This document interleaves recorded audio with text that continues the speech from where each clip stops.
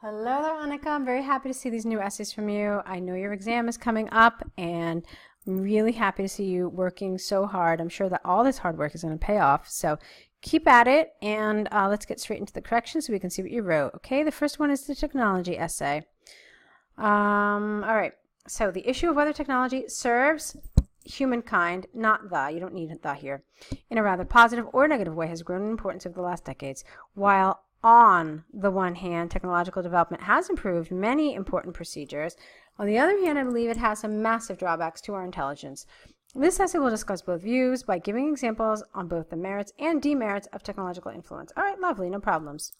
Firstly, since technology is changing and developing rapidly year after year, it is extremely important to get familiar with the new devices and adapt a special behavior. For instance, many jobs require high knowledge without an understanding of computer usage, and people who are new to this may fail to complete their tasks.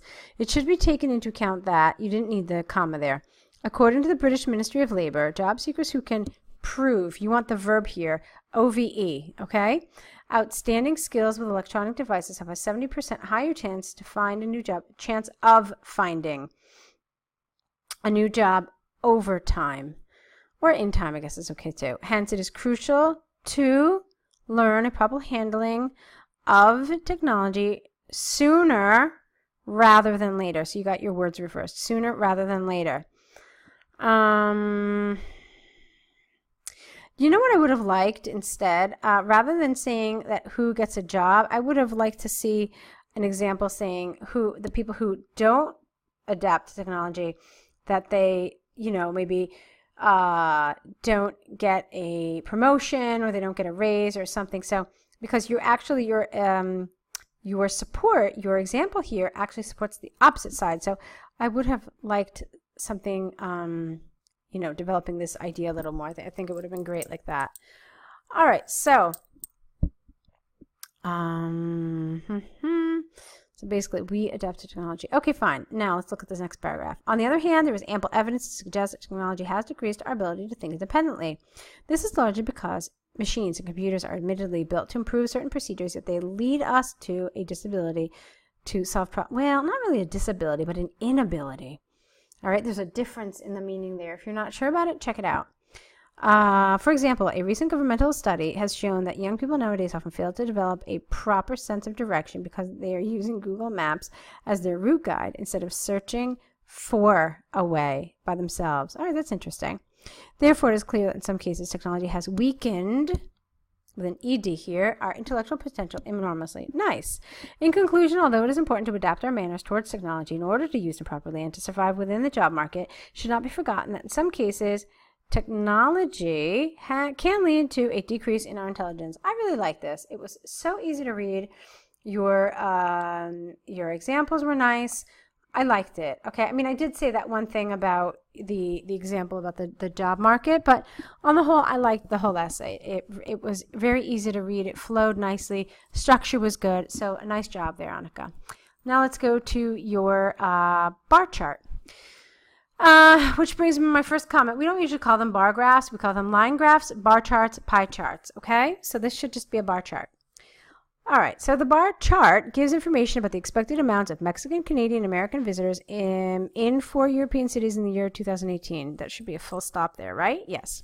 In Mexico, the majority of people, not the, get rid of that, the majority of people is predicted to visit Madrid, while the other cities seem to be less popular, with only 20,000 visitors each going to London and Istanbul, and 25,000 expected to travel to Paris.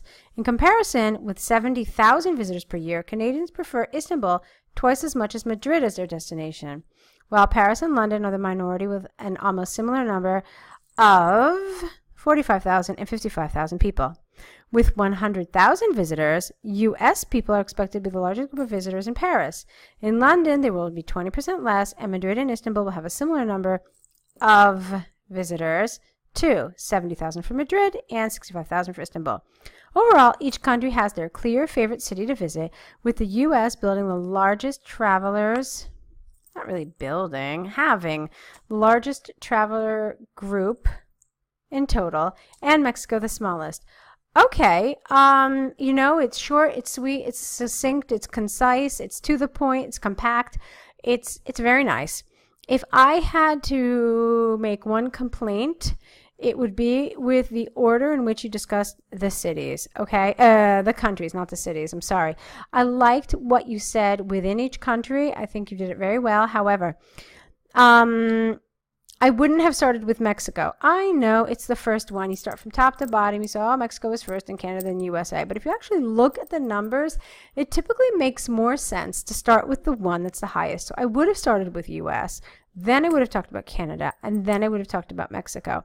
So it just kind of shows like, oh, you know, this is how they are on the paper, so this is how I'm going to describe them.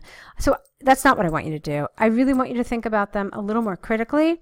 And I think it makes more sense to talk about the country with the highest numbers first, and then you can go down the list. Okay? So, you know, this is just, now I'm kind of looking at a detail, but I do think it's kind of important because you don't want it to look like you didn't think critically about the way you ordered your countries, okay? Because I'm sure that you did, but that's just my piece of advice for you. All right, so Annika, that brings us to the end of this correction. I was really happy with these. I actually liked your task 1, despite what I just said about your the order of the countries. They were both very well written. You did a nice job. So now what you need to do, obviously, is correct the essays, add the errors to your correction list, send back new essays. I know the exam's coming up, so it's crunch time. Just a few more days for you to work hard, and then I'm sure you will be rewarded for all your hard work. Okay, so good luck with everything. Keep on writing, and I will wait for your new essays.